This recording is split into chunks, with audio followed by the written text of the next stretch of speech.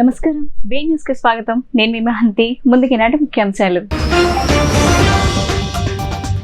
చిత్తూరు జిల్లా కుప్పంలో టీడీపీ కార్యకర్త శేషాద్రిపై దాడిపై టీడీపీ అధినేత చంద్రబాబు స్పందన. తమ కార్యకర్త శేషాద్రిపై వైసీపీ శ్రేణుల దాడిని ఖండిస్తున్నట్లు వెల్లడి. దాడులకు పాల్పడిన వారిపై పోలీసులు చర్యలు చేపట్టాలని చంద్రబాబు డిమాండ్. జనసేన నేత పీతల మూర్తి యాదవ్ ఆరోపణలపై సీఎస్ జవహర్ రెడ్డి స్పందన. అసైన్డ్ భూములు కొట్టేసినట్టు వస్తున్న ఆరోపణలను ఖండించిన సీఎస్. తప్పుడు ఆరోపణలు చేసినందుకు జనసేన కార్పొరేటర్ మూర్తి యాదవ్ మీడియా ముందు క్షమాపణ చెప్పాలని డిమాండ్. పేదవాడి భూమిని కొట్టేయడమే సీఎస్ జవహర్ రెడ్డి చట్టమా అని ప్రశ్నించిన టీడీపీ పొలిట్ బ్యూరో సభ్యుడు వర్లరామయ్య. విశాఖలో దళితుల అసైన్డ్ భూములను సీఎస్ జవహర్ రెడ్డి కుమారుడు మింగేయాలని ప్రయత్నించడం మహాఘోరమని వ్యాఖ్య. రేమాల్ తుఫాన్ పశ్చిమ బెంగాల్, బంగ్లాదేశ్ మధ్య తీరం దాటనుందని వాతావరణ సంస్థ హెచ్చరిక. ఈ తుఫాన్ ప్రభావం ఏపీకి లేదని వాతావరణ సంస్థ స్పష్టీకరణ. ఓటమి ఖాయమని తెలియడంతో విచక్షణ కోల్పోతున్నారని టీడీపీ అధినేత చంద్రబాబు మండిపడ్డారు. అందుకే టీడీపీ కార్యకర్తలపై వైసీపీ శ్రేణులు, రౌడీలు దాడులకు పాల్పడుతున్న సంఘటనలు ఎక్కువవుతున్నాయని పేర్కొన్నారు. చిత్తూరు జిల్లా కుప్పం నియోజకవర్గం 89 పెద్దూరులో టీడీపీ కార్యకర్త శేషాద్రిపై దాడి జరిగింది. ఈ ఘటనపై చంద్రబాబు స్పందించారు. తమ కార్యకర్త శేషాద్రిపై వైసీపీ శ్రేణులు దాడిని ఖండిస్తున్నట్టు తెలిపారు. దాడులకు పాల్పడిన వారిపై పోలీసులు చర్యలు చేపట్టాలని చంద్రబాబు డిమాండ్ చేశారు. అల్లర్లు సృష్టించాలని చూస్తున్న వైసీపీ ముక్కల ఆట కట్టిస్తామని హెచ్చరించారు. జనసేన నేత పీతల మూర్తి యాదవ్ ఆరోపణలపై సీఎస్ జవహర్ రెడ్డి స్పందించారు. అసైన్డ్ భూములు కొట్టేసినట్టు వస్తున్న ఆరోపణలు ఖండించారు. తప్పుడు ఆరోపణలు చేసినందుకు జనసేన కార్పొరేటర్ మూర్తి యాదవ్ మీడియా ముందు క్షమాపణ చెప్పాలని డిమాండ్ చేశారు. తన ఆరోపణలను వెనక్కి తీసుకోవాలి, లేకపోతే చట్ట ప్రకారం క్రిమినల్ చర్యలు ఎదుర్కోవాల్సి ఉంటుందని జవహర్ రెడ్డి స్పష్టం చేశారు. ఇటీవల ఏపీ సీఎస్ జవహర్ రెడ్డి విశాఖ ప్రాంతంలో పర్యటించడం తెలిసిందే. అయితే పర్యటన వివాదాస్పదమైంది. సీఎస్ జవహర్ రెడ్డి విశాఖలో భూ అక్రమాలకు పాల్పడుతున్నారంటూ జనసేన నేత కార్పొరేటర్ పీతల మూర్తి యాదవ్ తీవ్ర ఆరోపణలు చేశారు. మరికొన్ని రోజుల్లో సీఎస్ పదవీ విరమణ చేయనున్నారని, ఆయన విశాఖ, విజయనగరం జిల్లాలో 2000 కోట్ల విలువైన అసైన్డ్ భూములను చేజిక్కించుకున్నారని పీతల మూర్తి పేర్కొన్నారు. సీఎస్ గా జవహర్ రెడ్డి వచ్చాకే భూముల మార్పిడి జీవో నెంబర్ 596 వచ్చిందని, ఆ జీవోతో సీఎస్ తనయుడు విశాఖ ప్రాంతంలో 800 ఎకరాల భూములు కొట్టేశారని ఆరోపించారు. వైసీపీ ప్రభుత్వం మళ్లీ అధికారంలోకి రాదన్న భయంతోనే సీఎస్ హడావిడిగా రిజిస్ట్రేషన్ల కోసం విశాఖ వచ్చారని పీతలమూర్తి స్పష్టం చేశారు. కానీ భోగాపురం ఎయిర్పోర్ట్ పై సమీక్ష అంటూ కబుర్లు చెబుతున్నారని మండిపడ్డారు. విశాఖ పరిసరాల్లో తాను, తన కుటుంబ సభ్యులు ఎలాంటి అసైన్డ్ భూములు కొనుగోలు చేయలేదని పీతలమూర్తి యాదవ్ చేస్తున్న ఆరోపణలు పూర్తిగా నిరాధారమైనవని అన్నారు. ఓ వివాహ వేడుకకు హాజరయ్యేందుకు విశాఖ వెళ్లానని, పనిలో పనిగా భోగాపురం ఎయిర్పోర్ట్ పనులను కూడా పరిశీలించానని చెప్పుకొచ్చారు. అసైన్డ్ భూముల కోసమే విశాఖ వచ్చాననటం అర్ధరహితమని పేర్కొన్నారు. గత 5 ఏళ్లలో విశాఖ కానీ, ఉత్తరాంధ్రలో మరే జిల్లా కానీ వెళ్లలేదని, తప్పుడు ఆరోపణలు చేసినందుకు జనసేన కార్పొరేటర్ మూర్తి యాదవ్ మీడియా ముందు క్షమాపణ చెప్పాలని డిమాండ్ చేశారు. తన ఆరోపణలను వెనక్కి తీసుకోవాలి, లేకపోతే చట్ట ప్రకారం క్రిమినల్ చర్యలు ఎదుర్కోవాల్సి ఉంటుందని జవహర్ రెడ్డి స్పష్టం చేశారు.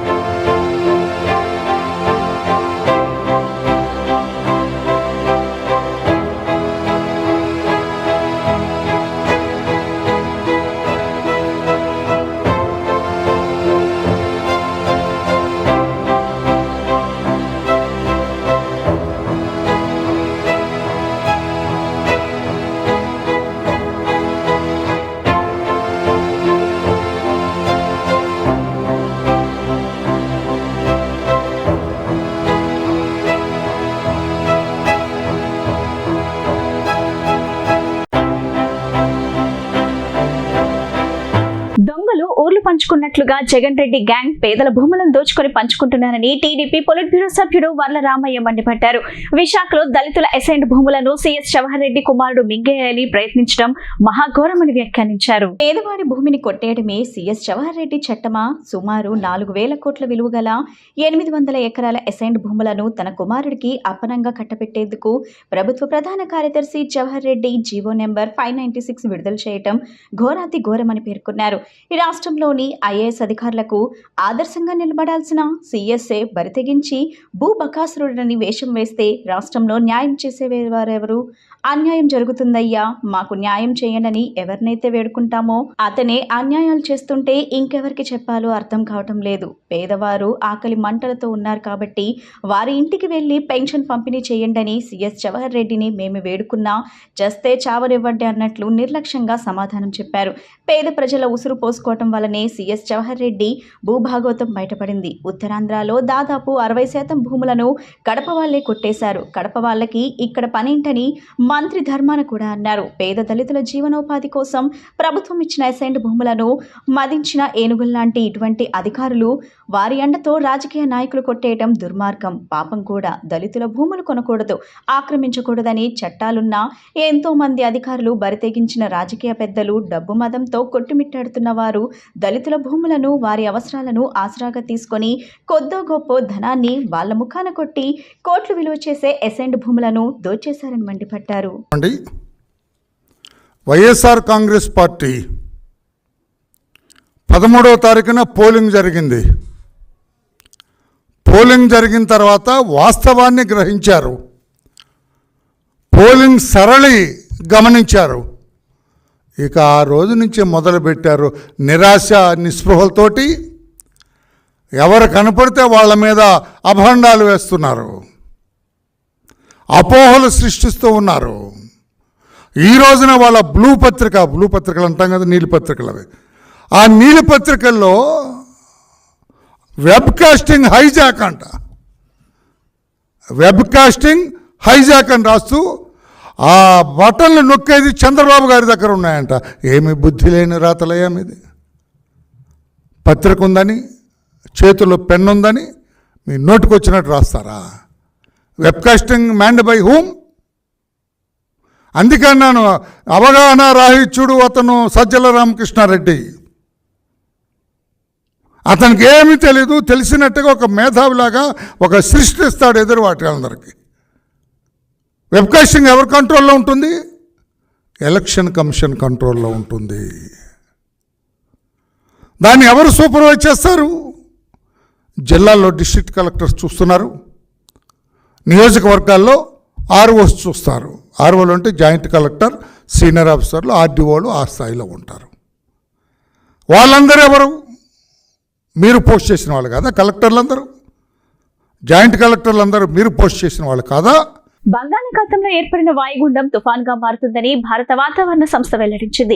ఇది పశ్చిమ బెంగాల్, బంగ్లాదేశ్ మధ్య తీరం దాటనుందని తెలిపింది. ఈ తుఫాన్ ప్రభావం ఏపీపై లేదని వివరించింది. ఏపీలో ప్రస్తుతం కురుస్తున్న వర్షాలకు ఉపరితల ద్రోణి కారణమని ఐఎండీ పేర్కొంది. రాజస్థాన్ నుంచి విదర్భ, తెలంగాణ మీదుగా బంగాళాఖాతం వరకు ఈ ద్రోణి విస్తరించి ఉన్నట్లు వెల్లడించింది. ద్రోణి ప్రభావంతో రాష్ట్రంలో ఈ రోజు, రేపు కూడా విస్తారంగా వర్షాలు కురుస్తాయని, రాయలసీమ, కోస్తాంధ్ర జిల్లాల్లో ఉరుములతో కూడిన మోస్తారు వర్షాలు కురుస్తాయని వివరించింది.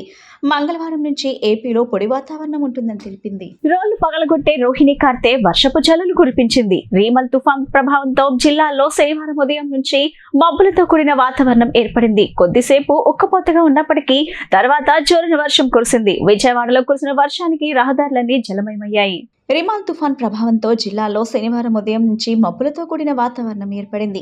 కొద్దిసేపు ఉక్కపోతగా ఉన్నప్పటికీ తర్వాత జోరున వర్షం కురిసింది. వాస్తవానికి శనివారం నుంచి రోహిణి కార్తె ప్రారంభమైంది. రోహిణికి 3 రోజుల ముందు నుంచి ఉష్ణోగ్రతలు ఎక్కువగా నమోదవుతాయి.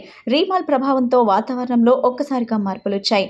వేడిగా ఉన్న వాతావరణం ఒక్కసారిగా చల్లబడింది. విజయవాడ నగరంలో ఉదయం నుంచి సాయంత్రం వరకు వర్షం కురిసింది.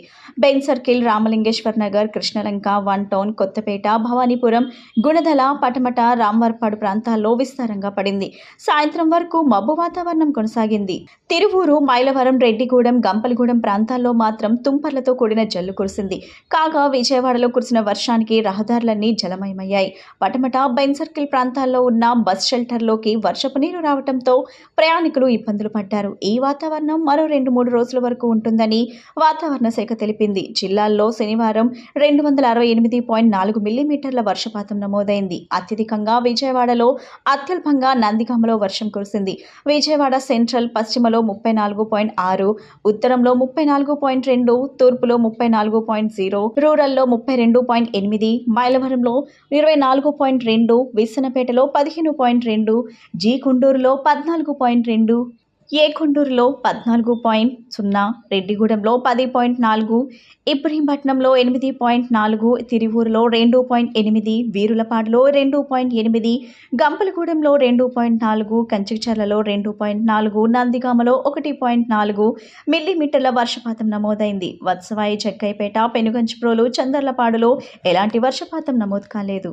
ఏపీలో పోలింగ్ రోజున ఆ తర్వాత పలు హింసాత్మక ఘటనలు జరిగిన సంగతి తెలిసిందే. తిరుపతి, పల్నాడు, అనంతపురం జిల్లాలు అల్లర్లతో అట్టడుగాయి. ఈ నేపథ్యంలో రాష్ట్ర ప్రభుత్వం ప్రతి జిల్లాకు ప్రత్యేక పోలీస్ అధికారులను నియమించింది. అడిషనల్ ఎస్పీ, డీఎస్పీ స్థాయి అధికారులను నియమిస్తూ డీజీపీ హరీష్ కుమార్ గుప్తా ఉత్తర్వులు జారీ చేశారు.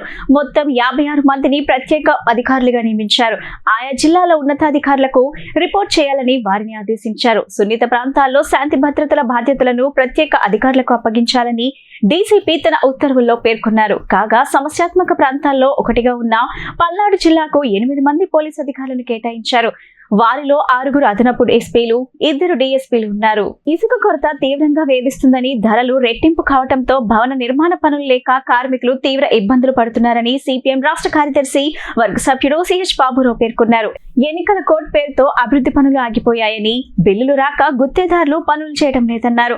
మరోవైపు ముహూర్తాలు లేక క్యాటరింగ్, ఇతర పనులు తగ్గాయని, చేతి వృత్తుల వారికి పనులు లేకుండా పోయాయని ఆవేదన వ్యక్తం చేశారు. పాయకాపురంలోని వడ్డర్ కాలనీలో సెంట్రల్ నియోజకవర్గం సిపిఐ అభ్యర్థి బాబురావు పర్యటించారు. ఈ సందర్భంగా ఆయన మాట్లాడుతూ ఎన్నికల కోడ్ పేరుతో అభివృద్ధి పనులు ఆగిపోయాయని, బిల్లులు రాక గుత్తేదారులు పనులు చేయడం లేదన్నారు. మరోవైపు ముహూర్తాలు లేక క్యాటరింగ్, ఇతర పనులు తగ్గాయన్నారు. చేతి వృత్తుల వారికి పనులు లేకుండా పోయాయని, ఉపాధి లేక అసంఘటిత కార్మికులు, చిరు వ్యాపారులు ఇబ్బందులు పడుతున్నారని పేర్కొన్నారు. ఈ రాష్ట్రంలో నిరుద్యోగం రేటు పెరిగిందని, చదువుకున్న యువతకు ఉద్యోగ అవకాశాలు లేవన్నారు. పట్టణాల్లో ఉపాధి హామీ పథకం పెట్టాలని కోరుతున్నా కేంద్రం పెడిచెవిన పెడుతుందని విమర్శించారు. ఇసుకను అందుబాటులోకి తెచ్చి రేట్లు తగ్గించి భవన నిర్మాణ కార్మికులకు పని చూపించాలని కోరారు. ఈ కార్యక్రమంలో బి రమణారావు, కె దుర్గారావు, బొంగు రాంబాబు, సిహెచ్ శ్రీనివాస్, పీర్ సాహెబ్ తదితరులు పాల్గొన్నారు. విజయవాడ నగరపాలక సంస్థ స్వచ్ఛ భారత్, స్వచ్ఛ సర్వేక్షణ్ పారిశుధ్యంలో జాతీయ స్థాయిలో అవార్డులు పొందారు. మంచిదే, కానీ నగరంలో పారిశుధ్యాన్ని మాత్రం పూర్తిగా నిర్లక్ష్యం చేస్తోంది. అటు ప్రభుత్వం కానీ, కార్పొరేషన్ కానీ చెత్త పన్ను పేరుతో బలవంతంగా వసూలు చేస్తున్నారు. కోట్లాది రూపాయలు జనం దగ్గర వసూలు చేసిన చెత్త పన్నుని బడా కాంట్రాక్టర్లకి క్లాప్ అనేటువంటి క్లీన్ ఏపీ పథకంలో వాహనాలు పెట్టి ఆ కాంట్రాక్టర్లకు దోచిపెడుతున్నారు. చిన్న చిన్న పనులు, చెత్త ఎత్తేటువంటి తోపుడు బళ్ళు కానీ, ఇతర వాహనాలు కానీ రిపేర్లకు వస్తే రిపేర్లు కూడా చేయించట్ల. చక్రాలు ఊడిపోయి, బ్రేకులు ఊడిపోయి, పారిశుధ్య కార్మికులు అందరూ ఎత్తిన చెత్తని మళ్ళీ దాంట్లో వేస్తే అదే కింద పడిపోయి ఇంత ఘోరంగా ఉండేవాడు కళ్ళు కనపట్లేదా? దీంతో ఇక రిపేర్లు కూడా పారిశుధ్య కార్మికులే వేల రూపాయలు ఖర్చు పెట్టి చేయించుకోవాల్సి వస్తుంది. ఇంతకంటే దుర్గతి ఇంకేముంటుంది? బ్రహ్మశ్రీ చాగంటి కోటేశ్వరరావు చే శ్రీ మాతా వైభవం అద్వితీయమైన ప్రవచనం 2వ రోజు కూడా అమ్మవారి భక్తులను ఆనంద సంద్రంలో మునకలించింది. చాగంటి నోట అమ్మవారి వైభవాన్ని భక్తులు విని ధరించారు. శ్రీ దుర్గా మల్లీశ్వర స్వామివార్ల దేవస్థానం ఆధ్వర్యంలో తుమ్మలపల్లి వారి క్షేత్రయ కళాక్షేత్రం నందు ప్రముఖ ఆధ్యాత్మిక ప్రవచనకర్త బ్రహ్మశ్రీ చాగంటి కోటేశ్వరరావు చే శ్రీ మాతా వైభవం ఆధ్యాత్మిక ధార్మిక ప్రవచనం 2వ రోజు శనివారం కొనసాగింది. ఆలయ కార్యనిర్వహణాధికారి కెఎస్ రామారావు ఆలయ మర్యాదలతో చాగంటి కోటేశ్వరరావు దంపతులకు స్వాగతం పలికారు. ముందుగా మంగళ వాయిద్యములు, ఆలయ వేద పండితుల మంత్రోచ్చరణల నడుమ చాగంటి కోటేశ్వరరావు దంపతులు దేవాదాయ శాఖ కమిషనర్ ఎస్ సత్యనారాయణ, ఐఏఎస్, ఆలయ ఈవో, ఆలయ వైదిక సిబ్బందిచే కనకదుర్గ అమ్మవారికి పూజలు జరిపిన అనంతరం ప్రవచనాన్ని ప్రారంభించారు. శ్రీ మాతా వైభవం గురించి, అమ్మవారి అనుగ్రహ విశేషణం, సరస్వతి కటాక్షం గురించి జగన్మాత అమ్మవారిని మహాకాళి, మహాలక్ష్మి, మహాసరస్వతి అని స్తుతించడం యొక్క మహా అర్థమును తన అద్వితీయమైన ప్రవచనాల ద్వారా తెలియజేశారు. ఈ కార్యక్రమంకు భక్తులు పెద్ద సంఖ్యలో విచ్చేసి ప్రత్యక్షంగా వినితరించారు. ఈ కార్యక్రమంకు హైకోర్టు న్యాయమూర్తులు జస్టిస్ శ్రీనివాస్, సుబ్బారెడ్డి, దేవాదాయ శాఖ కమిషనర్ ఎస్ సత్యనారాయణ, ఐఏఎస్, పలువురు ప్రముఖులు వేల సంఖ్యలో భక్తులు పాల్గొన్నారు. వాగ్గేయకారుడు తాళపాక అన్నమాచార్య జయంతి ఉత్సవాల సందర్భంగా లబ్బిపేట వెంకటేశ్వర స్వామి దేవస్థానంలో ఆలపించిన అన్నమయ్య కీర్తనలకు భక్తులు భక్తి పారవస్యాన్ని కలిగజేశాయి. పెద్ద సంఖ్యలో భక్తులు అన్నమాచార్య కీర్తనలను వినితరించారు. తాళపాక అన్నమాచార్య 616 జయంతి ఉత్సవాలు లబ్బిపేటలోని శ్రీ వెంకటేశ్వర స్వామివారి దేవస్థానంలో ఘనంగా జరుగుతున్నాయి. 7 రోజుల పాటు జరిగే ఈ ఉత్సవాల్లో శనివారం పలు బృందాలచే ఆలపించిన అన్నమయ్య సంకీర్తనలు సభికులను, భక్తులను ఎంతగానో ఆకట్టుకున్నాయి. సంగీతానికి సహకరించిన వారు గౌరీనాథ్ గాత్రానికి కెఆర్ శ్రీనివాస్ తబలా వాయిద్యం, పాలపర్తి నాగేశ్వరరావు వయోలిన్ సహకరించగా అద్భుతమైన సంకీర్తనలు భక్తులను అలరించాయి.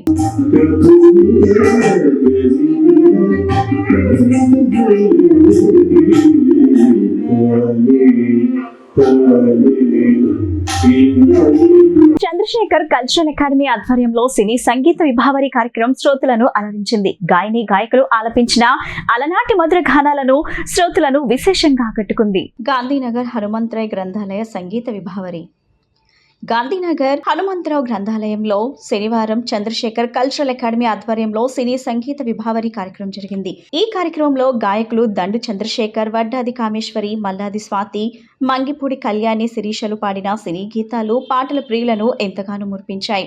పెద్ద సంఖ్యలో సంగీత ప్రియులు పాల్గొని సినిమా పాటలను విని ఆనందించారు. వార్తలు ముగించే ముందు ముఖ్యాంశాలు మరోసారి. చిత్తూరు జిల్లా కుప్పంలో టీడీపీ కార్యకర్త శేషాద్రిపై దాడిపై టీడీపీ అధినేత చంద్రబాబు స్పందన. తమ కార్యకర్త శేషాద్రిపై వైసీపీ శ్రేణుల దాడిని ఖండిస్తున్నట్లు వెల్లడి. దాడులకు పాల్పడిన వారిపై పోలీసులు చర్యలు చేపట్టాలని చంద్రబాబు డిమాండ్. జనసేన నేత పీతల మూర్తి యాదవ్ ఆరోపణలపై సీఎస్ జవహర్ రెడ్డి స్పందన. అసైన్డ్ భూములు కొట్టేసినట్టు వస్తున్న ఆరోపణలను ఖండించిన సీఎస్.